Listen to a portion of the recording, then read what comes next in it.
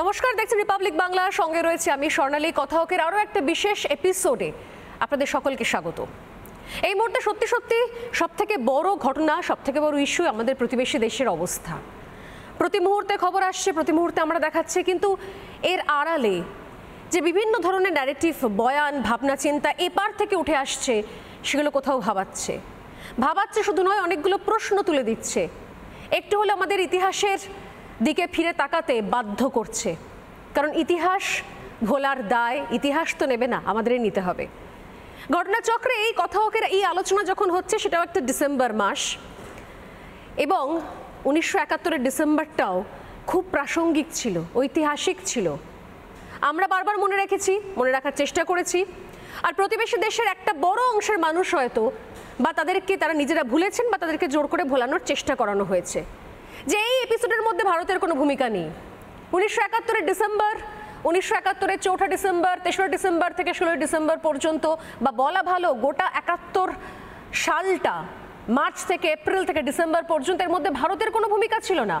তার নিজস্ব উদ্দেশ্য ছিল। ইতিহাসের বিকৃতি হয়েছে, বিকৃতি হয়েছে। কিন্তু প্রশ্ন একটা, এই সময় দাঁড়িয়ে যখন সত্যি সত্যি প্রতিবেশী দেশে আগুন লেগেছে, জ্বলছে, তার প্রভাব আঁচ আমাদের ওপরও পড়ছে। কারণ আমরা বারবারই বলে থাকি যে প্রতিবেশীর বাড়িতে আগুন লাগলে যদি ঠিক সময় দমকল বা ফায়ার ব্রিগেড না পৌঁছয়, তাহলে সেই আগুনের আঁচ পাশের বাড়ির আঙিনাতেও আসে, পাশের বাড়ির দরজা জানলাও পোড়ায়, সেই ছাদেও তাপ লাগে। আসল সত্যিটা কি? আজকে কথাহকের আলোচনা ঠিক এখান থেকে শুরু করব। 71-এর ইতিহাস ভুলে যাওয়া স্মৃতিভ্রম, নাকি আসলে একটা ষড়যন্ত্র, একটা বড় ষড়যন্ত্রের পার্ট, যেখানে আসলে দেশের ইতিহাস, দেশের ভূমিকা, দেশের মর্যাদা, দেশের গৌরবকে খাটো করে দেখানো যায় কোনটা? আর এই আলোচনার মধ্যে যারা আমার সঙ্গে আজকে থাকছেন, এক এক করে বলি, এ পক্ষ না করে আমার ডান পাশে যারা রয়েছেন, অভিনেতা এবং অবশ্যই বিজেপি মুখপাত্র রুদ্রনীল ঘোষ রয়েছেন। তার পাশে রয়েছেন রাষ্ট্রবিজ্ঞানের অধ্যাপক এবং বিজেপি মুখপাত্র বিমল শঙ্কর নন্দ, রয়েছেন অভিনেতা কৌশিক অধিকারী, নাট্য ব্যক্তিত্ব এবং অভিনেতা কৌশিক অধিকারী রয়েছেন। আর অন্য প্রান্তে রয়েছেন অধ্যাপক সমীর চট্টোপাধ্যায়, রয়েছেন অধ্যাপক পার্থ প্রতিম বিশ্বাস, রয়েছেন কংগ্রেস মুখপাত্র চন্দন ঘোষ চৌধুরী। প্রত্যেকেই স্বাগত রিপাবলিক বাংলা এবং আজকের এই কথাহকের বিশেষ এপিসোডের আলোচনায়। শুরু করা যাক রুদ্রনীল ঘোষকে দিয়ে। রুদ্রনীল, কি মনে করেন? খুব স্পেসিফিক টপিক রাখা হয়েছে আজকে কথাহকের আলোচনায়, জানিয়ে কথা হওয়ার প্রয়োজনীয়তা রয়েছে বলে মনে করছি আমরা। 71-এর ইতিহাস ভুলে যাওয়া স্মৃতিভ্রম নাকি ষড়যন্ত্র? দেখুন, আমার মনে হয় যে এখানে যারাই রয়েছেন তারা সহমত হবেন যেটা পরিকল্পিত ষড়যন্ত্র। এবং সবথেকে বড় কথা হচ্ছে যে বাংলাদেশে এই মুহূর্তে যে কথাটা আমরা শুনে আমাদের প্রত্যেকের কানে আর কি প্রতিধ্বনি হয় যে রিসেট বটম, এই ইউনিট সরকার আসবার পর থেকে চেপা হয়েছে। আমি জানি না, আমি এমন শিক্ষিত কি বলবো, আমি দেখিনি যে রিসেট বটম যদি সেইভাবে চাপতে বলেনি ডক্টর মোহাম্মদ ইউনূস, যিনি শান্তির জন্য নোবেল পুরস্কার পেয়ে, যার প্রশ্রয়ে বাংলাদেশে ক্রমাগত উগ্রতার যে অশান্তি ছড়াচ্ছে, যিনি তার কাণ্ডারি, তিনি যদি রিসেট বাটন চাপতেই বলেন, তো তাহলে পরিষ্কার বাংলাদেশ নামটাই তো উড়ে যায়। তিনি যদি রিসেট বাটন চাপতে বলেন, তো তাহলে বাংলাদেশের মানচিত্রে এই নামটা উড়ে গিয়ে পাকিস্তান, পূর্ব পাকিস্তান হয়ে কিন্তু আলটিমেটলি দেখতে পাওয়া যাবে যে ডক্টর মোহাম্মদ ইউনূস যে গর্ব থেকে বেরিয়েছেন, যে বাংলাদেশ বেরিয়েছে, তা কিন্তু আসলে ভারতেরই গর্ব। এই যখন কোটা আন্দোলন নামে যে মিছিল শুরু হয়েছিল, সেখানে একটা স্লোগান উঠেছিল, ভারত যাদের মামার বাড়ি, বাংলা ছাড়ো তাড়াতাড়ি।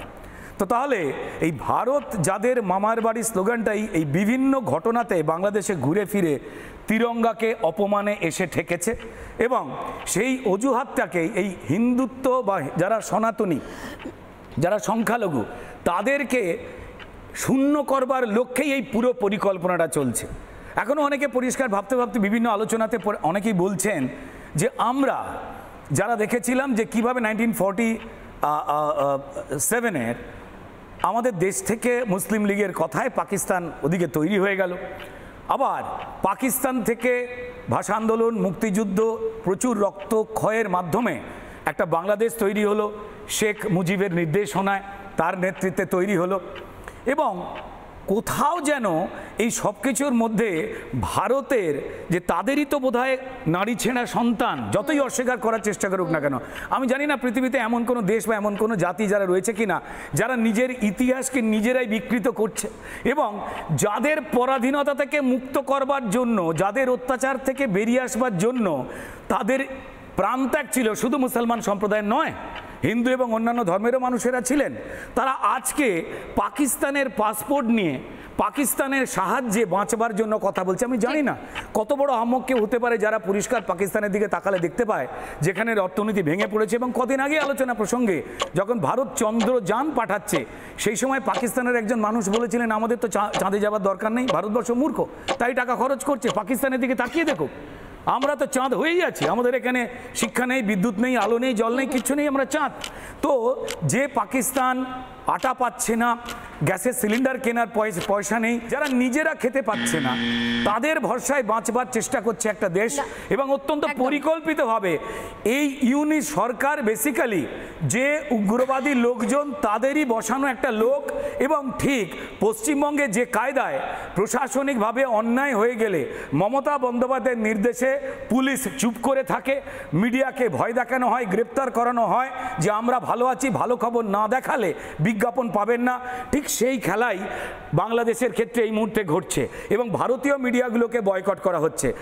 আজকে যখন তিনি শান্তির কথা বলছেন তখন কিন্তু বাংলাদেশের যাদের পরিষ্কার হুঙ্কার মমতা বন্দ্যোপাধ্যায়ের দিকে উঠছে, কারণ তিনি শান্তি চাইছেন, যে শান্তির কথা আমরা বলি। শান্তির কথা বলা বা তার নেপথ্যে অন্য কোনো ইকুয়েশন থাকা আছে কিনা, যদিও সেটা আজকে টপিক নেবে সেদিকে ঢুকছে না, কিন্তু খুব স্পেসিফিক বিষয় আপনি বলছিলেন যে পাকিস্তানের দিকে তাকিয়ে থাকা পাকিস্তানপন্থী হয়েছে। আমরা দেখলাম যে সাম্প্রতিক সময়ে পাকিস্তানপন্থী বলে একটা সংগঠন মাথাচাড়া দিয়েছে, বাংলাদেশে তাদের রমরমা রয়েছে, তারা ঠিক করে দিচ্ছেন যে কলেজ ইউনিভার্সিটিতে উর্দু পঠন পাঠন চলবে, সেখানে কবিতার পাঠ হবে, উর্দু ভাষায় প্রচার করতে হবে, প্রচার সভা থাকবে। এবং সাম্প্রতিক সময় যে নির্দেশিকা সেটা হচ্ছে পাকিস্তানের নাগরিক যে কোনো প্রান্তে থাকুক না কেন পৃথিবীর তাদেরকে ভিসা দেওয়ার যে নির্দেশ। পাকিস্তানপন্থী হয়ে যাওয়া, আমি আবারও একই জায়গা থেকে ফিরে আসি, পার্থদা আমাদের সঙ্গে রয়েছেন। ৭১-এর ইতিহাস ভুলে যাওয়া এত সহজ? এই ডিসেম্বরের কথা বলছি আমরা, যে ডিসেম্বরের গোটা পর্বটা জুড়ে 16 দিনের যুদ্ধ এবং সেখানে ইন্দিরা গান্ধীর নেতৃত্বে যেখানে যেভাবে কোথাও মানিক শ একের পর এক কোথাও একদিকে ট্রেনিং দেওয়া, অন্যদিকে যেভাবে কোথাও পাকিস্তানি সেনা খান সেনাদের প্রায় দেওয়ালে পিঠ ঠেকিয়ে দেওয়া হয়েছিল, তারা আত্মসমর্পণ করতে বাধ্য হয়েছিল 15 ডিসেম্বর রাত্রিবেলা। এবং তার আগে ভারতেরও কিছু কম ক্ষয়ক্ষতি হয়নি, উল্টো দিক থেকে অ্যাটাক করার চেষ্টা করা হয়েছে, তাদের অপারেশন চেঙ্গিস খা হয়েছে, আমাদের পাল্টা অপারেশন ট্রাইডেন্ট হয়েছে। সে ৭১-এর ইতিহাস ভুলে যাওয়াটা কি করে সম্ভব? নানা ধরনের কন্টেন্ট দেখার জন্য লাইক করুন, শেয়ার করুন আমাদের ফেসবুক পেজ, সাবস্ক্রাইব করুন আমাদের ইউটিউব চ্যানেল। পাশাপাশি অন্যান্য ব্রেকিং নিউজের জন্য অবশ্যই চোখ রাখুন রিপাবলিক বাংলায়।